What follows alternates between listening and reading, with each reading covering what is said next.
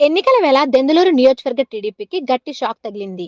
నియోజకవర్గంలో సీనియర్ నాయకుడు పాలడుగు భానుప్రకాష్ టీడీపీకి రాజీనామా చేసి వైసీపీలో చేరారు. దెందులూరు అభ్యర్థి చింతమనేని ప్రభాకర్ వైఖరితో విసుగు చెంది టీడీపీకి రాజీనామా చేసినట్లు పాలడుగు చెప్పారు.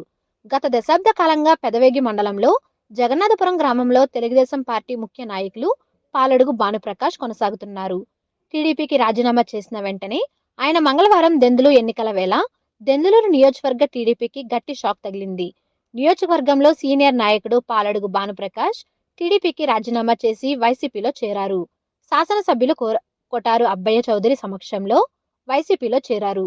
దెందులూరు ఎమ్మెల్యే కొటారు అబ్బయ్య చౌదరి నియోజకవర్గంలో చేసిన అభివృద్ధికి ఆకర్షితులై పాలడుగు భానుప్రకాష్ గారు, టీడీపీ నాయకులు కమ్మ రాజారావు, కండేపు బాబురావు, పిట్టా రవి కూడా వైసీపీలో చేరారు.